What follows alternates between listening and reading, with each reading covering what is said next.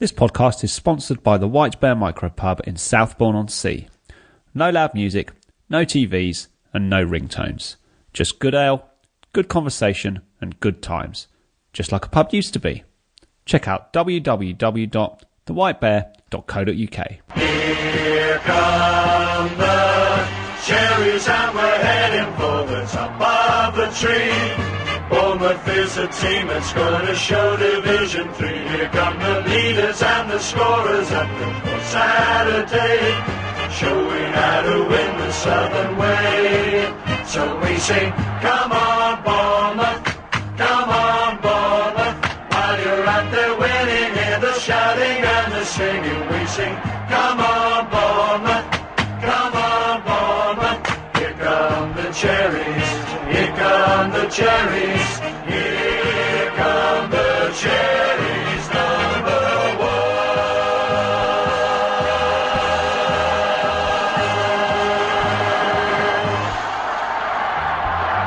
Hello and welcome to All Departments.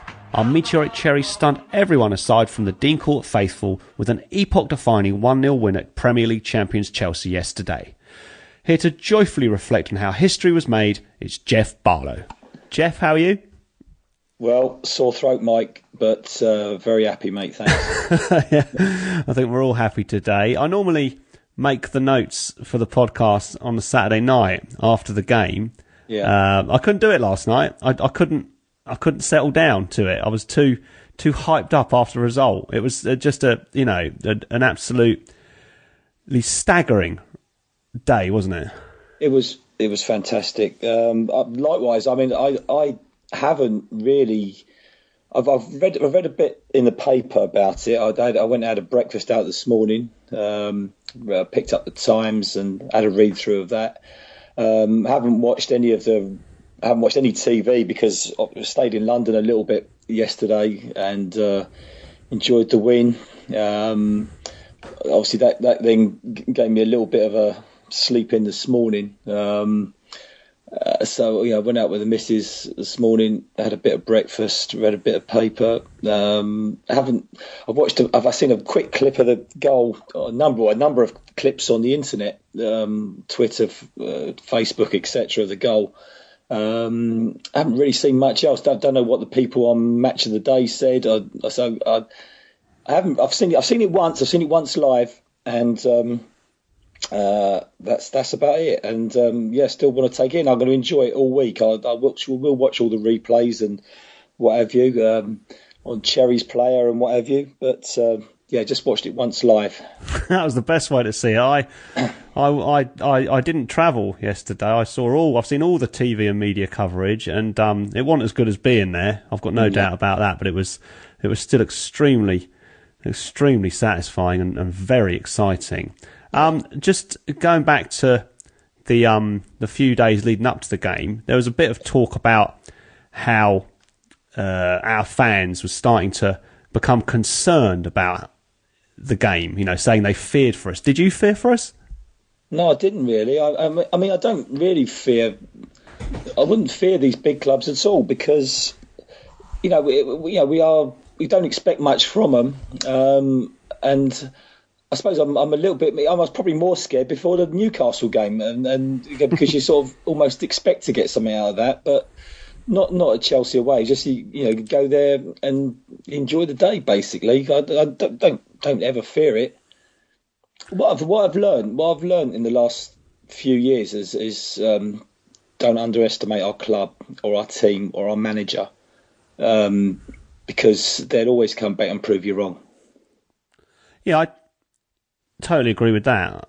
I've said a few times that it wouldn't surprise me if Eddie and the team surprised me again. It's got to that stage now. There's been so much positive stuff happening, and you kind of, I wouldn't say you're used to it, but you almost think, well, there's going to be something else. He pulls it out of the hat time and again, and I wouldn't have bet me mortgage on us yesterday. No. I mean, if you see that squad yesterday, I mean, I didn't really know what had happened to Distan until today. I didn't know that Sean McDonald had picked up an injury. Because when you're there enjoying your day, you're not picking up all that stuff. You're just, I was in London. I mean, I caught the 8:59 up to London yesterday, and we had a brilliant day in London. I really like 5:30 kickoffs because you can really have a very, very decent pre-match, if you know what I mean.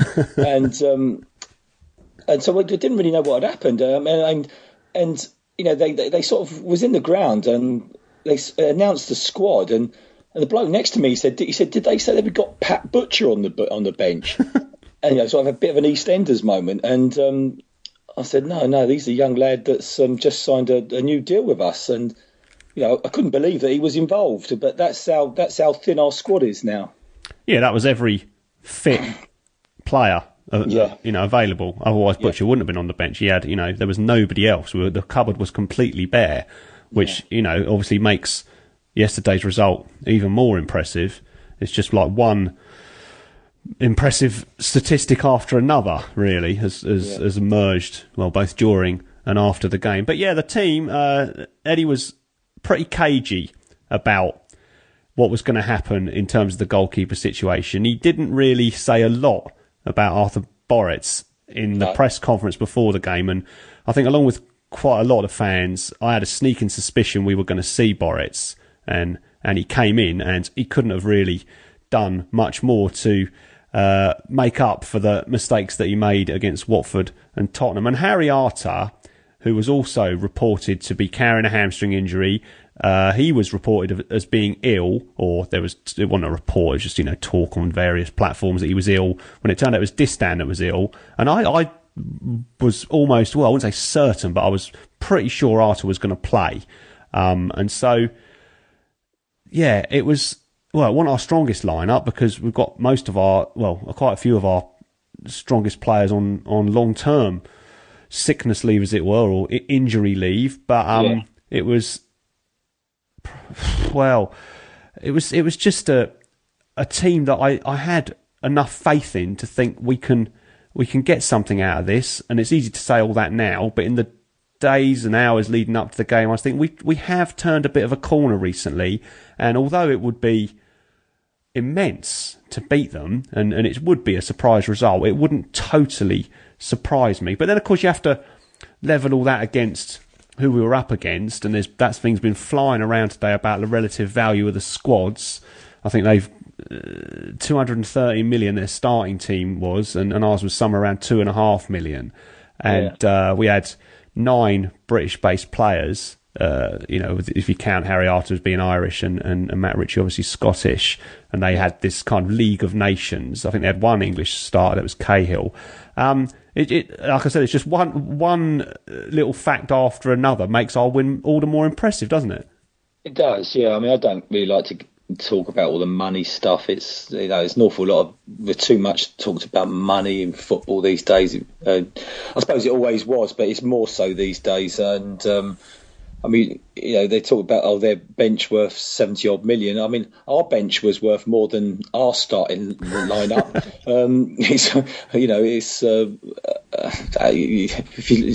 If you start looking into that too much, then you are going to, you're going to be beat before you start. But we started well. I thought we matched them early on. We looked a bit shaky, probably the first minute or two. We soon got a foothold in the game. Yeah, we calmly played our passing game. We did give the ball away a few times in midfield, and every time that happened, my heart was in my mouth. But you said you haven't seen Match of the Day. It was described as gorgeous football by Gary Lineker on Match of the Day last night. We certainly didn't change a great deal in terms of our style for this one, did we? No, what we we continue to try and play our football, and one of the consequences of that is that occasionally you are going to lose a ball in like we did, and again, we've got used to that. We have to accept that'll happen. When we've made mistakes in previous games, often it's because we've been trying to play a bit of football and not hoof it. I'm never going to criticise our players for trying to play the Eddie Howe way.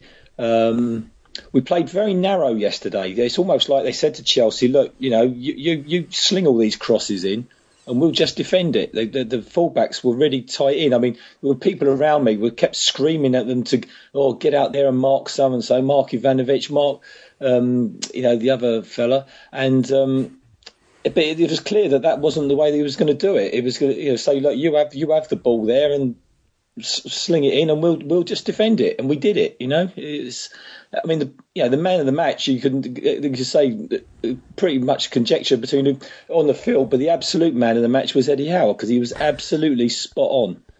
As always. His tactics. Yeah. Yeah, he's, I was singing, We've Got Our Special One, and it was just fantastic, all of that. And we had the best of the early chances as well. We had, the way that we fought for the ball and made the play. I remember Smith coming out on top in a tussle with Hazard, and he found Stanislas, but Cahill blocked it, and then King came all the way back into the middle of our half to collect the ball, and then just ran in a straight line, 3/4, it felt like, the length of the pitch, and he played it out to Junior Stanislas. He had a shot, and Courtois got to that, and then it went back to King, and he tried to turn inside, but it was blocked again, and Gosling found King, and he shot down low, and Courtois kind of saved on the angle. But our first 15 minutes, we were really making all the play, weren't we? Yeah, and you start thinking, well, we've had our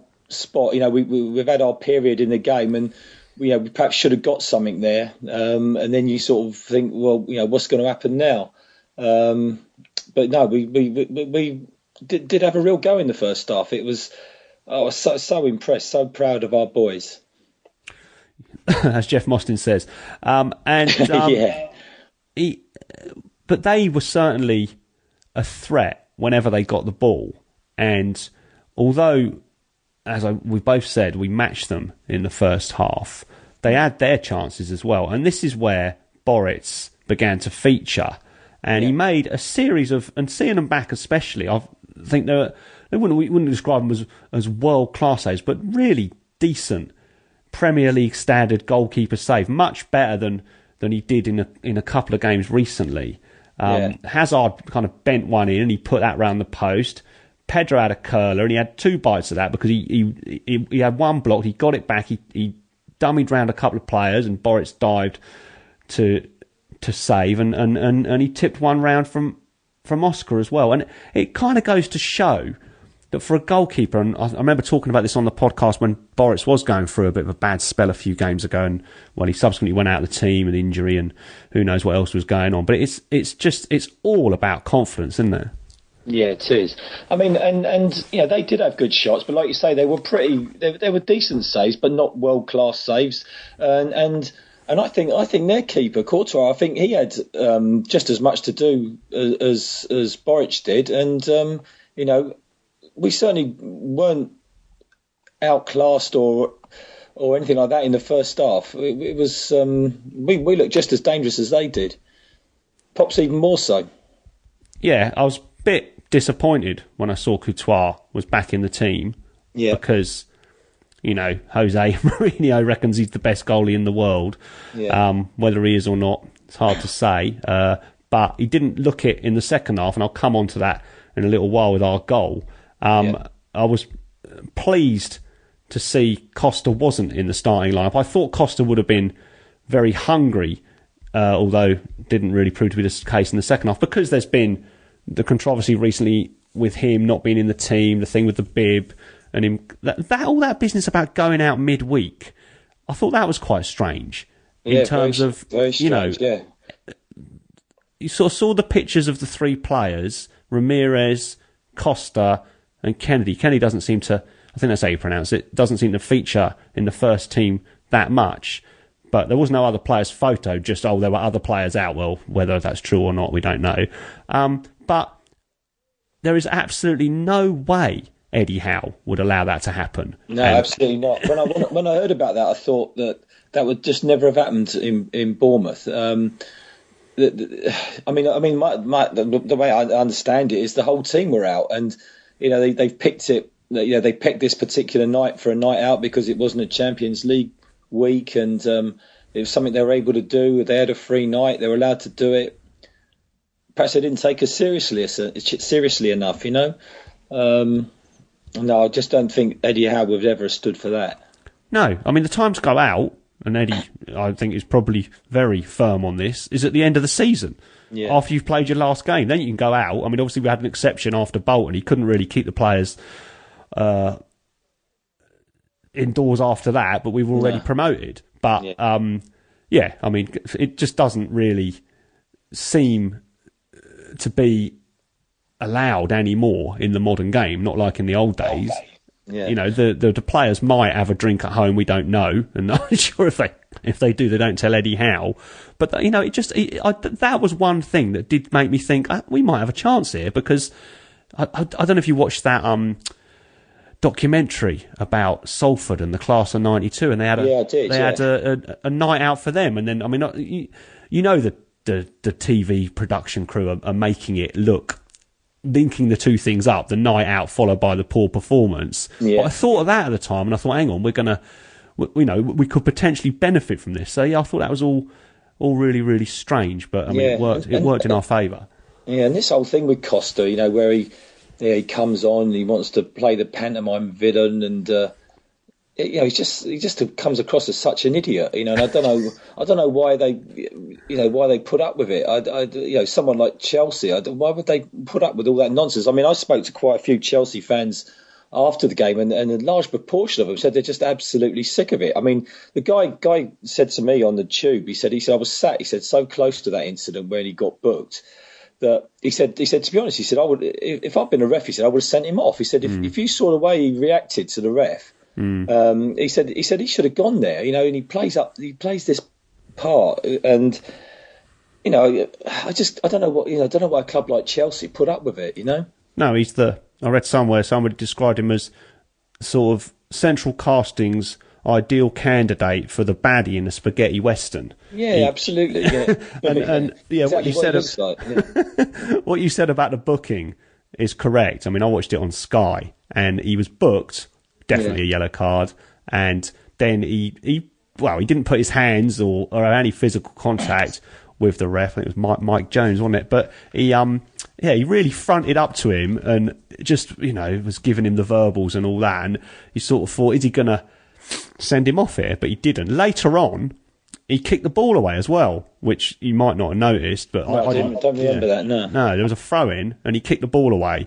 And it then went about at least 10, 15 yards down towards the advertising hoardings behind that goal, that furthest away from where you were, and then, you know, they were saying, well, his defence was he was kicking it, and then it would have bounced back, but he kicked it away, so technically he could have been sent off, but he was a liability anyway when he came on. And I think the Chelsea fans, like you say, are not happy with him, and they'd rather see him go. And he's only scored 7 goals this calendar year, I believe. So, I mean, I'm not concerned with that. I'm more than happy for him to be causing a disruption in their camp in the run-up to us playing them. But yeah, you're absolutely right. It is all a bit strange that they put up with it, and he could well be gone in January. Let's hope they don't.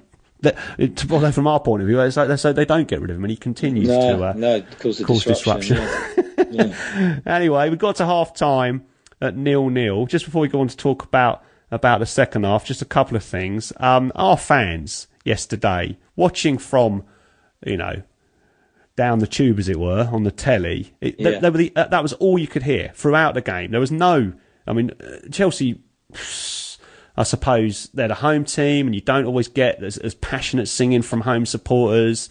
But, you know, coming through on the sound on the telly, we could easily, me and my boys were watching it here, we could easily sing along with every single song that we were singing. And it was just an outstanding effort from the fans, wasn't it? Well, it did feel like that when you're in there, but you're not totally sure. I mean, I don't know if you saw all the sort of theatrical entrance at the start of the game when they turned all the lights down low and just had a sort of strip of light in the middle, so the whole ground was in darkness as the players came onto the field, and they played the Liquidator, and it's absolutely deafening. And of course they clap along and shout Chelsea, but I couldn't really hear them. But the PA is so loud that it sounds like, you know, it's a bit of an atmosphere, but you get the feeling in a way that the Chelsea fans come along and sit and watch the performance rather than, you know, be part of it like we are.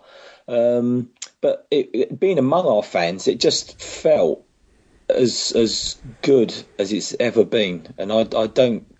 And I'm thinking of games last year like Fulham away, especially Charlton, obviously.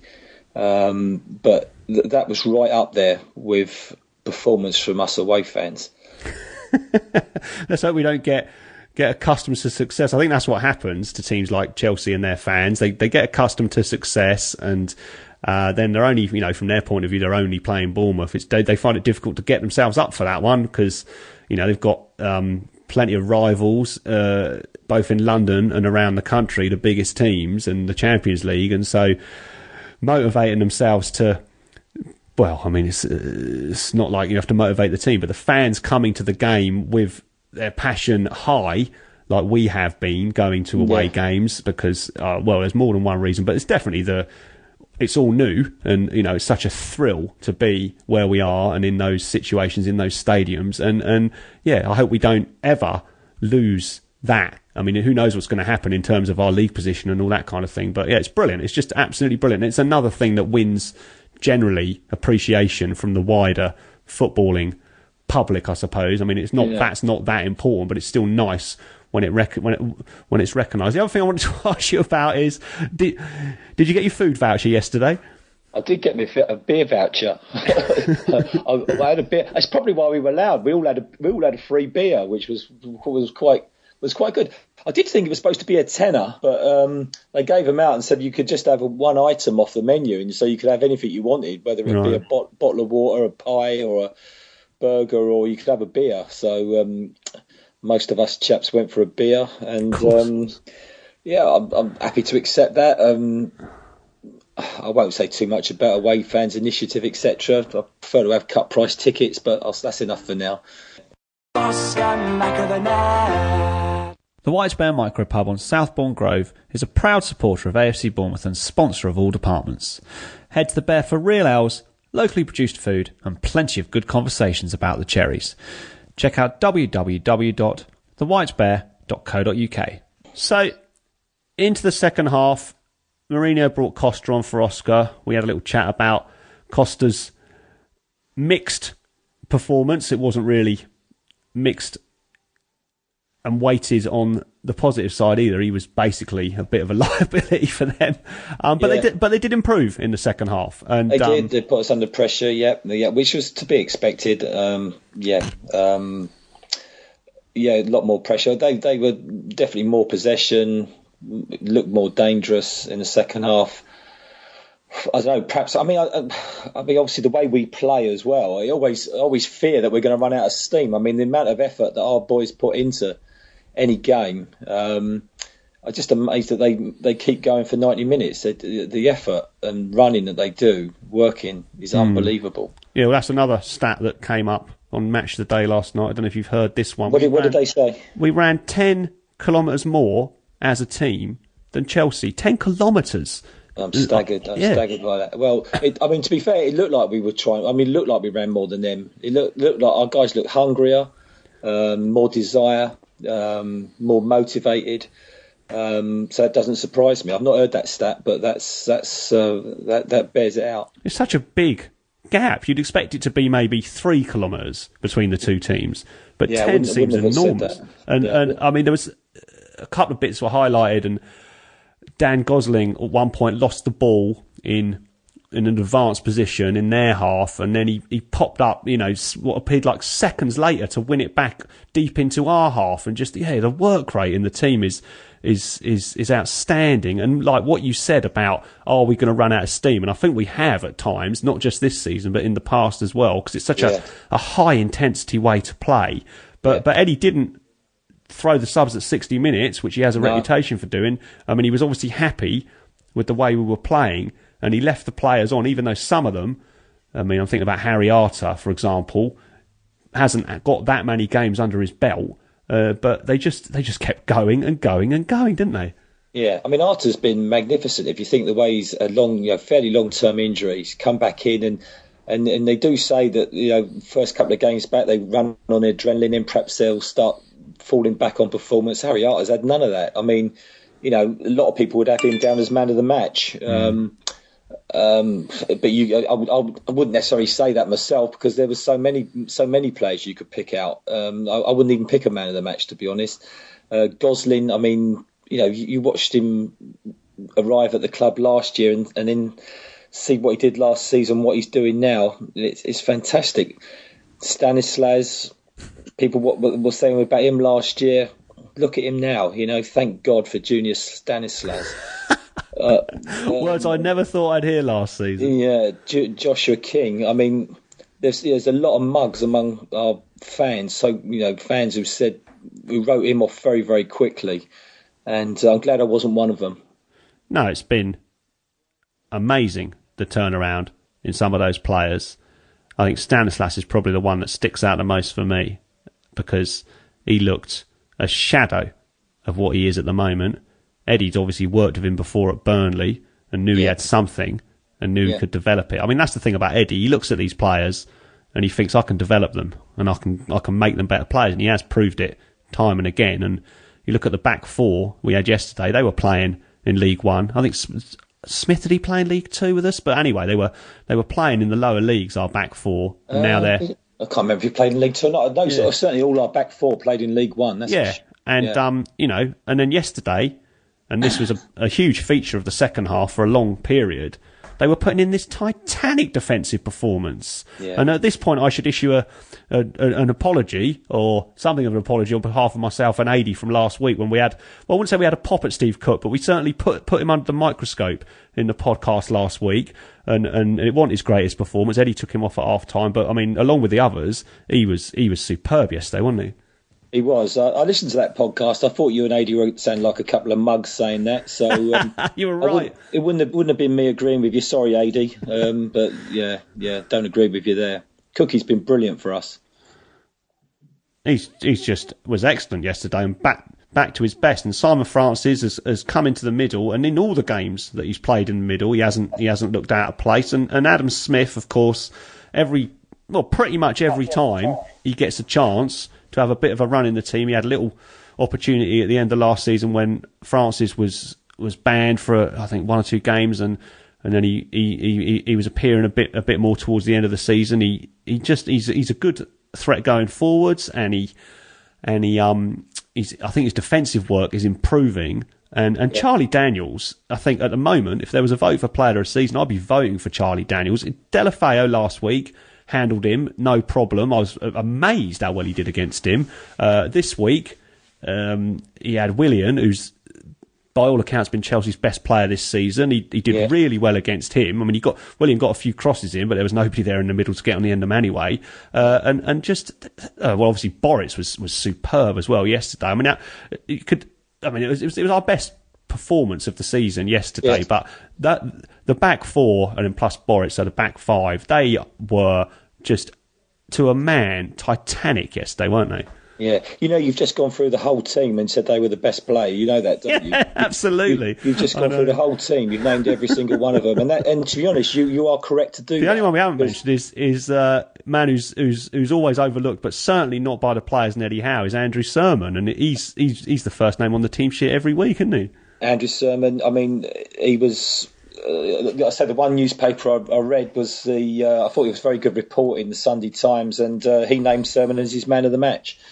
So he did get I worried for Sermon early on. He got a booking. It's our only booking of the day, and it did worry me a little bit playing in that sort of defensive role. And I thought he might he's always worried he might take a second booking. He did take it quite early on, and but he was fantastic again. I mean, fantastic again. Yeah, Sermon, that was his first booking of the season. He hardly ever gets booked. It's December, and he plays, like you said, in central midfield. Harry Arter wastes no time in getting booked in most games, and Sermon's played alongside him. He hardly ever gets booked. Yesterday, I mean, you haven't seen any of the TV coverage. That was definitely a booking.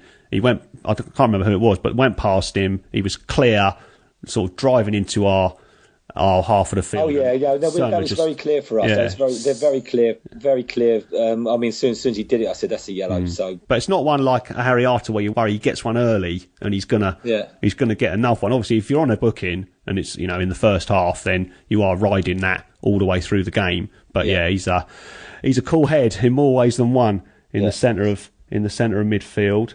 But for all their possession in the second half, they didn't have loads of chances. I think Boris probably made more actual saves in the first half than the second half. But they did have a few more chances. I mean, there was one when Matic, who had this Phantom of the Opera mask on, which I don't think helped much in this situation, he headed over from about 4 yards. Willian crossed it in, and it actually clipped off Steve Cook's head, which made it...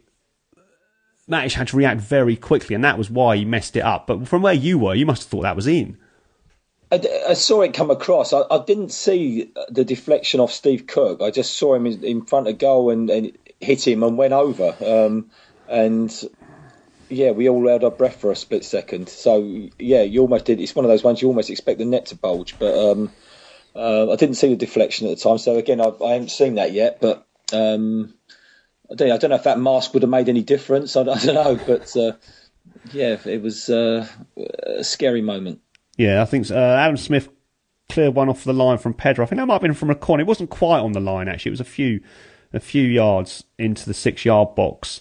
I think that Boris was fooled by a header when the corner came. I think it was a corner. It was a cross anyway.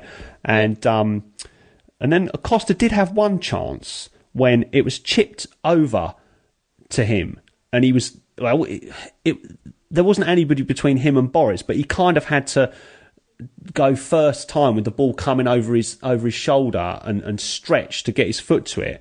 And he didn't make a proper connection. And Boris got down and did enough to push it wide. He should have held it, but because of the way that Costa connected with the ball, it was, I think, a surprise to Boris, the direction. Oh, yeah, it was a sort of almost a misconnection. He didn't really... Yeah. I remember that. Again, it gets up the upper end for me, so I remember it, but again, I haven't seen it again, so, yeah. And they had a few corners as well, and I noticed this during the match, and they highlighted this on Match of the Day. They had some kind of routine worked out when they put in this in-swinging corner, but it didn't work very well, because 2 or 3 times when they did it, the players were moving around in the box, and when Boris was just in loads of space and able to catch the ball. And it just looked to me that Boris was in total command of everyone. I mean, again, it's at the other end of the pitch for us, and I always panic a little bit from set pieces, particularly corners, because we got a record of conceding from them. And I just thought they would. I thought if they were going to score, that's how they would do it. And we did concede a number of corners in the second half, but Boric, there seemed to be a lot of movement, but none in front of the goalkeeper, and that's where the ball always seemed to land. And Boric didn't even have to seem to jump for it; it just seemed to come and he just gathered it. It was didn't feel there was any real pressure from corners. So although every time we conceded one, I held my breath. It didn't. I don't think any of them really threatened us. No, and that was highlighted exactly what you said on Match of the Day. He didn't have to jump for them. He was just able to put his hands above his head and catch it. No problem. No pressure. He had a good little bit of grass around him with nobody standing in it. And they also sent in crosses 2 or 3 times, which were good crosses, but there was just nobody there to get on the end of them. The first half they didn't have Costa on the pitch. Hazard was playing up front, and they were whipping the ball in, and there just was nobody on the end of these pretty decent crosses. Second half, similar thing. I mean, we talked about the one with Matic, but that was more luck than judgment because of the way it came off Steve Cook's head.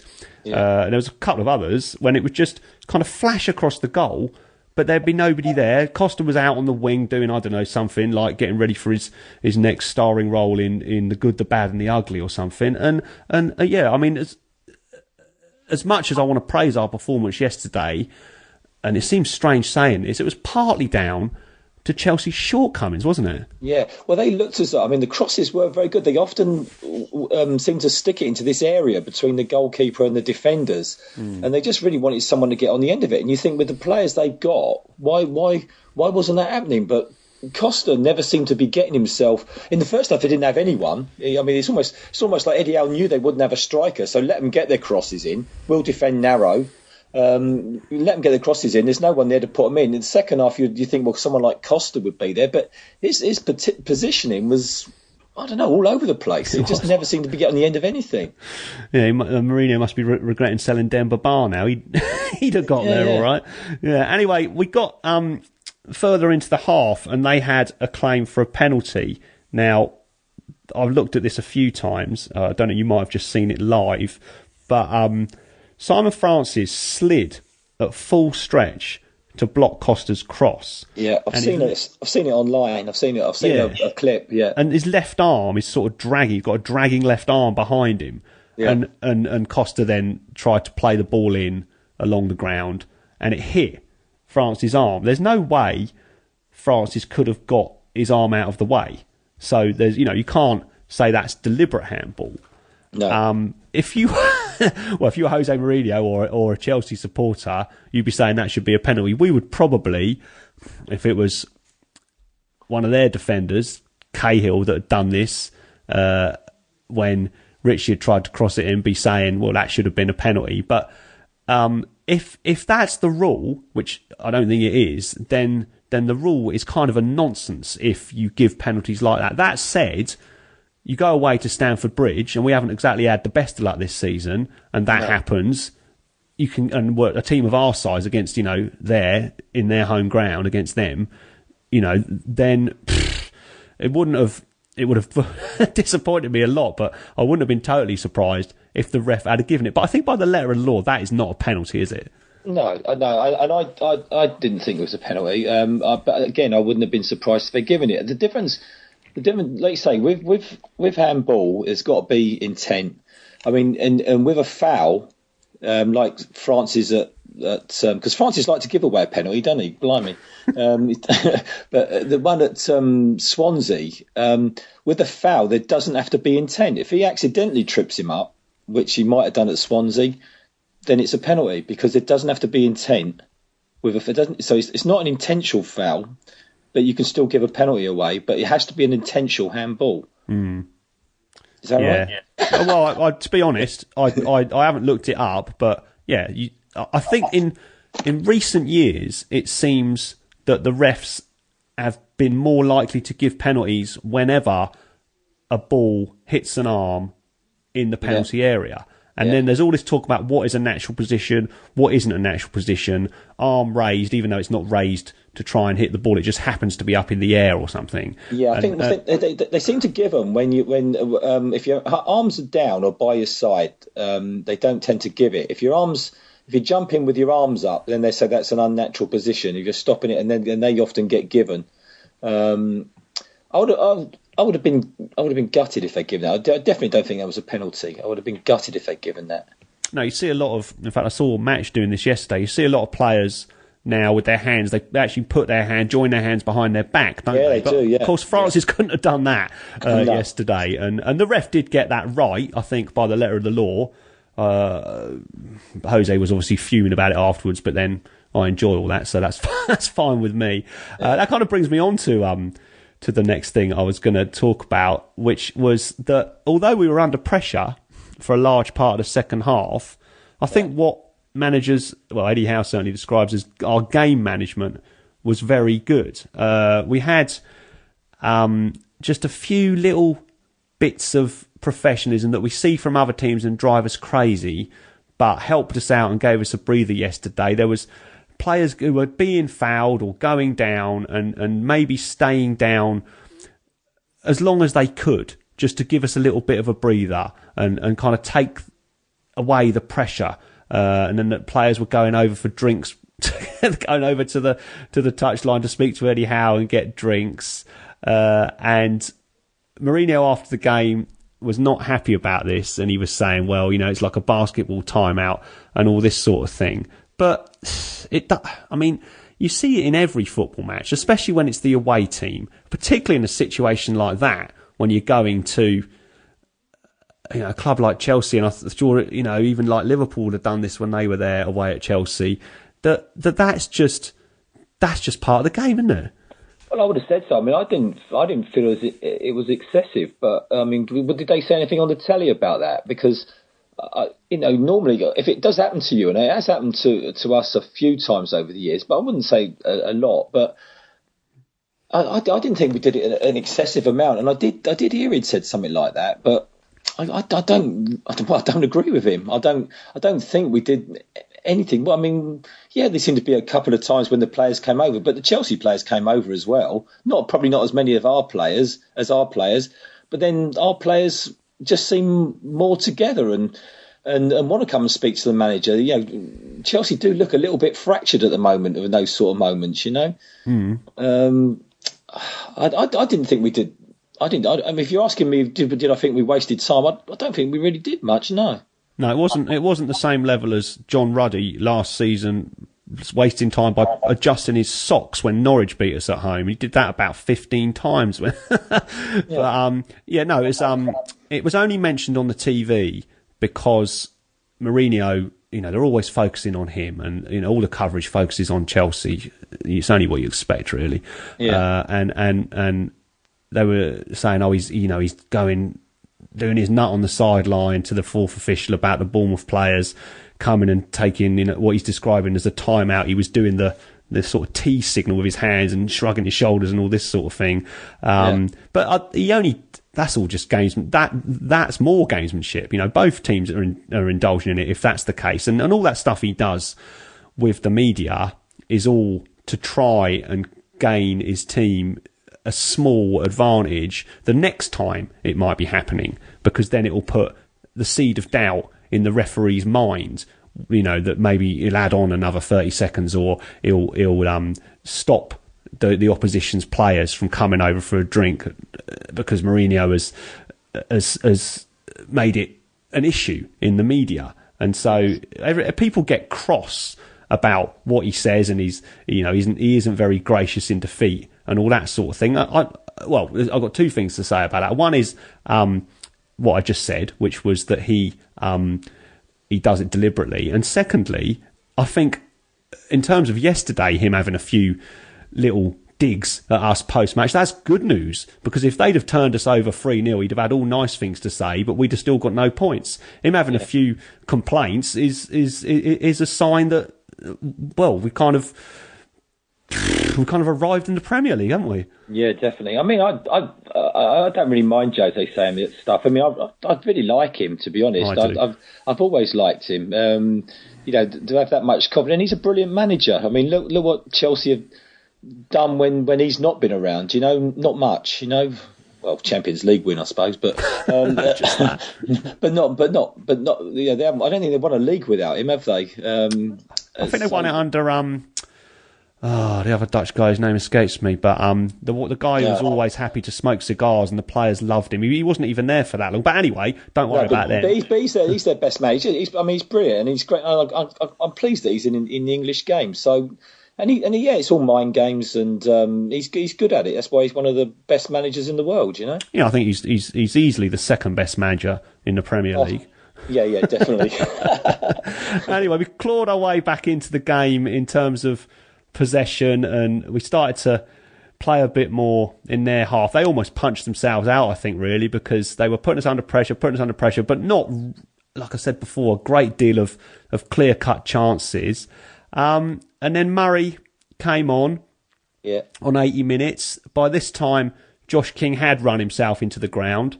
He's one of the many contributing to our high statistics of ground covered during the match. And 99 seconds, apparently, Murray had been on the pitch.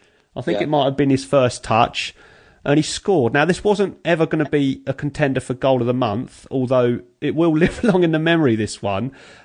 Just to kind of go through the mechanics of how the goal was scored, Gosling showed a lot of determination to run through a little gap between a couple of defenders and won a corner, and it was right in front of our fans, as you know, and all our fans were just, you know, delighted that we got a corner. And the commentator said on Match of the Day last night, if this is how excited they get for a corner, imagine what it would be like if they score. Well, didn't have to wait long. Junior Stanislas took the corner, and it was a far post in-swinger, and Courtois made a little flap at it. And you can tell I've watched this back about 15 times today. And it bounced in the 6-yard box, and Ivanovic kind of threw his foot at it and he touched it, but it went straight to Cook. And we know Steve Cook's got a goal in him, and he kind of half volleyed it, but Ivanovic blocked it. And then we had a bit of good fortune here because the ball then bounced over to Daniels and Murray. Were both going for the same ball, and Murray was behind Daniels, but he was above him and got his head on it and put it in.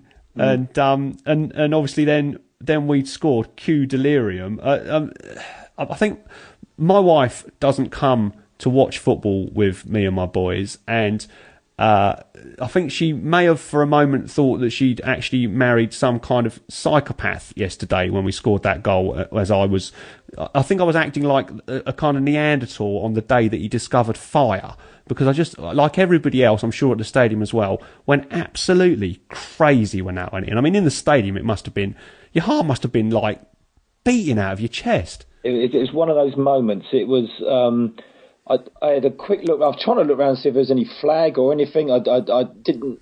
I needed to be 100% sure. Then someone landed on me from behind. My glasses came off to start. I caught them. They came off my head, and I caught them in my hand. Good save.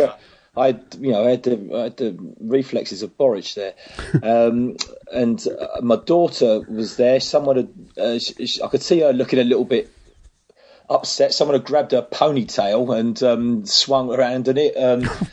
So there was it just went absolutely mental. I had Big Frank on the other side of me. He jumped up and he was hugging me. He was crying like a baby. I don't mind. You can tell him. I mean, I didn't get emotional yesterday, but he was in floods of tears. I said, "Shut up, you tart!" And then. We were just. I turned around and I got hold of these guys. I don't know who they were. And I was just holding on, and we were just rattling each other like lunatics. I remember looking around and seeing Harry Arter coming belting over and just sprinting into the corner. I think that's who it was. I'm sure because he likes a celebration. Harry with us. He does. But we almost let the players get on with it, and we just do our own thing because we were. It was just one of those moments. It was absolutely mental. And it just went on. It went on for so much time, and I can't even remember too much about it. It's one of the, it's all these moments you think, God, what did I do there? And you sort of then try and regain your composure and think, well, we've still got a few minutes left. What can we do? I know. Imagine what it's like for the players, because like I said, I couldn't even settle down last night to write a few notes for this podcast hours after the game had finished. So to then celebrate, and they celebrated with our fans in that corner, and you see I thought the stewards weren't too bad. Sometimes when an away team scores and they celebrate with their fans, the stewards are pushing, because the stewards are more involved with the home club, are pushing the players away and being a bit sort of aggressive towards them. They weren't too bad actually, the Chelsea stewards, but for the players then to go and kick off and settle themselves down again must be so difficult. And I know there's that thing they say, well, you're always most vulnerable when you've scored. And you can see why, because of the excitement. But I mean, it didn't affect us, certainly not in terms of them scoring a goal yesterday. But to settle, I mean, we're talking now, we're still on a high talking about it. And I'm sure the players are still on a high thinking about it. But to then get back to work for the next 10 or 15 minutes and do their job, it must be so difficult. I don't know how they do it. I mean, when you think how you're just losing it. I mean, I'm in a state that I'm shaking. I'm shaking. And I think, I don't know how they cope with it. I mean, obviously professional footballers, and they, it's all part of their makeup, I guess. And now they're trained and coached and everything else. But we're just wrecked in the crowd. It's just so emotional. There's so much going on in there. No, I don't know how they do it. You didn't pick up any goal celebrations injuries. I pulled my calf muscle. I've seen quite a few people and spoken to a couple of people today who seem to have twisted their ankle or picked up a bruise from celebrating the goal. You were all right, were you? I did against Everton on the third game against Everton. Yeah, but I mean, I don't want to talk about that now. But yeah, I did pick up an injury there, but I didn't. Yesterday, I was good. I was good as gold. The only thing I nearly lost, as I say, was my glasses, which would have upset me. Yeah, I've been through. I'm not one of these people that fiddle with my phone or anything during the. I heard someone lost their phone. A lot of people, because there's a lot of films going on about the guy. I'm glad that people do it because. I quite like seeing all the replays because I posted one today. One of my mates took one. He sent it to me this afternoon. I put it on Twitter. And a lot of people obviously liked it because you see for the response to it. But I'm not one of the ones that gets my phone out during the game. I like to watch the game and enjoy it. So no, I didn't. I didn't. So the only thing I nearly lost was my glasses. That would have upset me. But no, it was no injuries. Just my voice, mate. Well, you're doing a great job this evening. Let's have a bit of a closer look at the goal. The offside. You said you've seen it back. Cahill, actually, Son was on the line. Cahill was just in front of him. Yeah. Courtois, I'm going to come on to him in a minute, but he wasn't in the picture in terms of the offside. No. And then Baba and Murray were level-ish. You can see when they draw the line Dead on level, the telly. Dead level. Dead level. Yeah. So I'd say they were level-ish. Dead level, yeah. So the goal was given, so we've got nothing to worry about. They're not going to go back and change it. And we've had our bad luck this season with decisions as well as injuries. Ian Wright was saying, we'll give them that one because they've had so much bad luck. I'm sure that's not quite how it's supposed to work, but that is how it works sometimes. Yeah. So do you generally think he was onside? Yeah, I do. Yeah, I do think it's onside. Yeah, definitely. I mean, they've got nothing to moan about there. I mean, if Glenn Murray hadn't put it in, Charlie Daniels would have put it in. It's just they've got nothing to moan about there. The linesman even thought that Charlie Daniels did put it in. One or two people around me thought Daniels had scored that. It's only been later that it's been clarified that it was Glenn Murray, and Charlie Daniels definitely wasn't offside. So the linesman's got to give it from. He's almost as far away as what we were, and he can only give what he sees. And if he thinks, I thought Glenn Murray was level anyway. Charlie Daniels was definitely okay. So if he thought Daniels had put it in, then he was right not to give it. I don't think it wouldn't have been right to give it against Glenn Murray either. He was level. So I think Murray's foot may have been offside. But bear in mind, none of this matters to me. I'm quite happy you gave it. But it was very close. And like you say, the linesman gets one look at it, and you see it all the time. You see players offside, goals get given, onside, they get flagged for offside, blah blah blah, and all this. I mean, this one was very very tight, and it's too bad. The goal counts, and anybody would accept that if it was their team, and it wasn't like it was, like you said, it wasn't like there was daylight between them. It was very very close. You've also got to think what the linesman's view was there, because he's looking across from where he was. Excuse me. He's he might not even got a very clear view of it. I don't think it was offside anyway. I don't think it was offside. No, there was quite a bit of traffic in terms of bodies in the area, so the linesman probably wouldn't have got a good look at it, and it all happens quickly. Well, it normally happens quickly. Yeah. The other thing about the goal, or certainly one that stuck out for me, having watched it countless times today, was Courtois. If Boris had have done what Courtois did during that goal, we would be absolutely crucifying him. He came off his line, made this powder puff kind of effort to punch the ball, and then he just wandered out towards the edge of the 6-yard box and made no effort to get near the ball, made no effort obviously to get back to his goal, and he just wasn't there then when the ball came over to Daniels and Murray, and he was basically on the edge of the 6-yard box at that point when the ball was headed in. And it hasn't been mentioned anywhere that I've seen today, his actions during that goal, but we would be absolutely slating Boris or any of our goalies if they'd done that, because he was essentially I'd say at least 75-80% culpable for that goal going in. It was extremely poor effort. Yeah, well, I mean, he'd done all right up to that point. So perhaps, I don't know, perhaps the Chelsea, they didn't seem to give him a hard time over it. In fact, I've not heard their fans say anything about it at all. I haven't, no. I've spoken to a lot of their fans. You know, I mean, we had 44 on our train back to Bournemouth yesterday. I mean, and they were all moaning about all sorts of things, but not one of them mentioned the goalkeeper.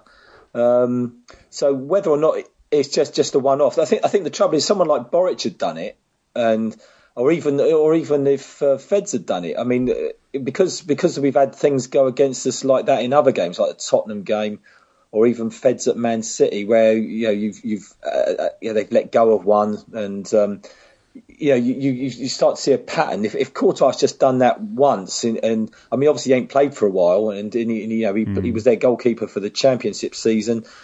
You know, he's got a little bit in his bank before the fans start criticising him.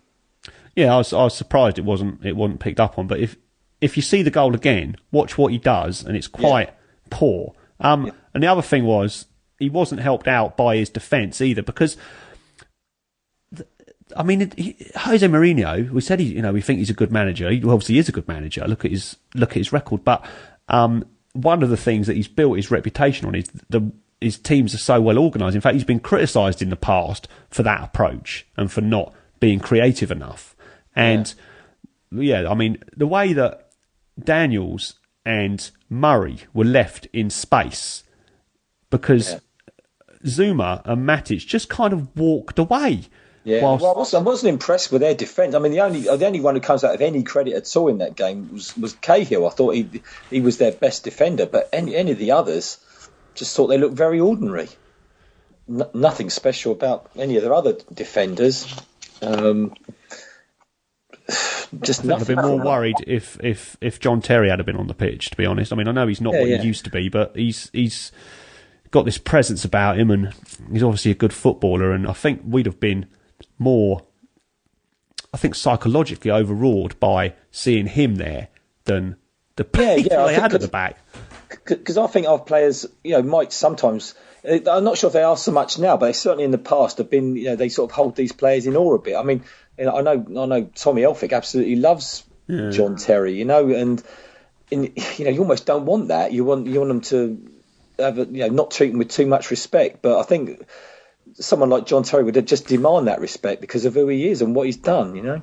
Yeah, I definitely think we've reached that stage now. I mean, obviously yesterday's result helps, but we're going into games now, last week against Everton and obviously yesterday, where we're no longer thinking about who the opposition are. We're just thinking about the game. And I think that's the fans and the players and the management and all that, because it's all about the result now, and it's not so much about the look, we're in the Premier League. We know we've got a fight on our hands, and we know we've been improving, and so hopefully, and fast forwarding a bit here, but Man United next week, and we've taken 3 points off Chelsea. I mean, most people wouldn't have bet on us taking anything out of these two games. So if it's just 3 points we get, then I guess that's a pretty good return. But we're going into the game next week, and United, I think it's a mistake to compare them to Chelsea. Chelsea have been having a terrible season, and there's lots of internal strife. But United aren't having it all plain sailing.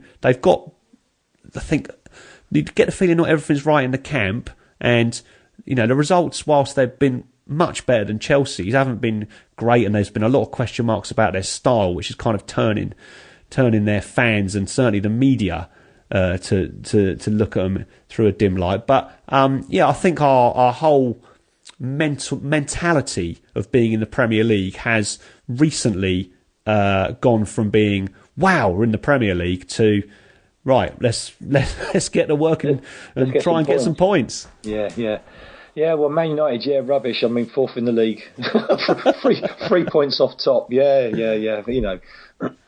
No, you got a completely different game, like you say. You just have to treat them as two separate things. And Eddie, while he'd be enjoying yesterday, he'll already be thinking about Man United, and I have so much faith in that man to to ensure that we give them a game. Absolutely. I mean, it's just time and again, as I said earlier, he just pulls something out of the hat, and this one reminds me, and I hope it goes on to be the case, of the result we got at Reading in our first season in the Championship, when nobody really expected it. Yeah. We played really well, deserved to win, and it kick-started the season. We had a similar poor run in the autumn that year. Wasn't quite as bad as this year. We never dropped into the relegation zone in the Championship, but then we kicked on and results improved, and then we had a great spring, which we quite often do these days. But yeah, let's hope it's the result that does do that.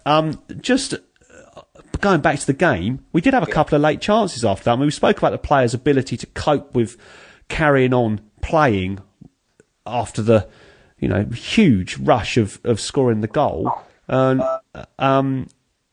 But I thought we saw the game out really, really well. Yeah, there was no panicky bits in that last 4 minutes at all. And like you say, we had a couple of moments, and you think, they're just going to sort of run it into the corner. They didn't. We were looking for a second. Harry Arter had a great chance, almost last kick of the game. I mean, and we didn't look under any real pressure at all. I was quite relaxed, going into that 4 minutes added. I didn't really.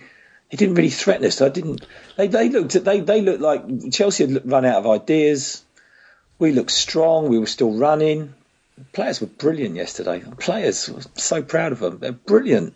They were to a man, because he brought Traore and Remy on as soon as the goal was scored. Mourinho did. And you thought, Remy, he's got a goal in him, and you're always going to be worried in those situations, because goals do get scored late in games, as we discovered last week. But yeah, it was all very professional. Like you mentioned, Harry had that chance when Junior Stanislas was sort of doing a little bit of trickery, and it then fell to Arter, and Cahill blocked it. And Richie had one as well when he kind of burst through, and it just went wide. And also the way that we were able to keep the ball in their half. We won a free kick, wasted a bit of time, and they didn't threaten our goal. I think the end came for them when Ivanovic had a shot and it ended up near the corner flag. I sort of knew at that point we were going to make it across the line, and we were going to win the game. Yeah, and the Chelsea fans, like about a few thousand of them, got up and walked out when he did that. And you think, well, the players are seeing that. The fans are giving up, the players are giving up, and then you look in the corner and see us. And what we were giving the players, and the support we're giving them, and I just think we were brilliant yesterday. The fans were brilliant yesterday. The players were brilliant as well, and deserved the result. And then the final whistle, there was another extremely emotional scene in my front room, but I suspect nothing to match what happened at the ground. I mean, we talked about the delirium following the goal. It probably wasn't quite as high at the final whistle, but it can't have been far off. Yeah, no, it was a little bit more relaxed. There was no one falling over or anything, but it was it was lots of hugs. There were a few more tears, not from me. I'm not, but certainly from people close by me. It was people shaking hands. I mean, I do know a lot of Bournemouth fans. I mean, I do when I go there. There's a lot of people there I know, but a lot of handshakes and people I didn't know yesterday, and patting each other on the back. Goodness knows why, but that's what we do. Just total happiness, just a real fantastic moment. And then the players came over. I suppose they do that virtually every game anyway, but it just feels a little bit extra special away from home because we're all in one place. And they come over, and Eddie, I don't know if they showed it on the telly, but everyone was shouting. They often shout for Eddie when he was doing, but he was pointing at the players. He was saying, give it to them. I think he should take the acclaim because I just still think he was the guy that the architect behind that win. But I just think that's the sort of guy he is. He's just brilliant. But he's saying, look, praise the players. It's them that did it, and it's true. But obviously, Eddie's the main man. Well, he's yet again found a way to make it work. He had to find a way to make it work in League Two when we had 8 fit players and a transfer embargo. And like, this is obviously nowhere near as bad as that, but he has got an injury crisis on his hands, and he's had to find a way to make it work with the players he's got. I mean, the job's not done yet, but it's certainly looking brighter than it did even 2 or 3 weeks ago.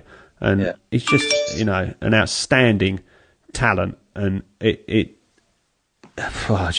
just wonder how far he can go in the game. And I want him to stay with us. Yeah. He's obviously got a huge emotional connection to the club, which works in our favour, and the region as well. Yeah. But that would be my biggest fear, that we would. Well, my biggest fear is that he'd get knocked down by a bus. But my second biggest fear is that someone would come along and, you know, offer him more money or something. And obviously there are bigger jobs than Bournemouth, and I don't really need to worry about that just yet. But that's as soon as we start having a bit of success, you think, oh, that's, you know, because of the players as well. People start looking at them and thinking, oh, they could do a job here. And, you know, you hear Matt Ritchie being linked to Man United. I mean, with the best will in the world, he's not going to turn one like that down. I mean, that's just talk, but you just have to wait and see what happens. So in terms of the actual result, there's been a fair amount of talk about it being our greatest result ever, and Eddie said pretty much those words. I thought he said different things. At one point on the radio, he said it was our most famous result, which I suppose is true considering the coverage the Premier League gets, compared to, I suppose, our most famous result prior to that was when we knocked Man United out of the FA Cup, and there was nowhere near as much media coverage then, particularly internationally. But it was our greatest result in the top tier, our greatest result in terms of, we beat the champions. But I don't know about you. I don't think it was our greatest result ever, was it? No, I don't think so. I mean, I've having been at probably all those games, and included the Man United one in 1984, was it? I don't know. I was there on the South End.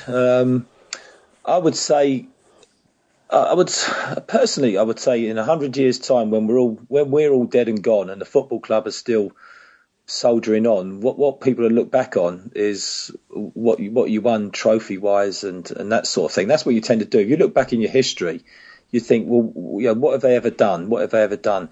And I would still say, in 100 years' time, our fans will know that we won the league championship in 2015. And to do that, we had to beat Charlton at the Valley, and then Sheffield Wednesday had to do us a favour. And I still think that is the result. I still think that would be the one for me. Yeah, it's not something we really have to decide, is it? You can just enjoy. Yes, no, it's just up there with great result. The others. Because a lot of people would say, you know, beating Grimsby and that sort of thing, not going, but no one's going to remember.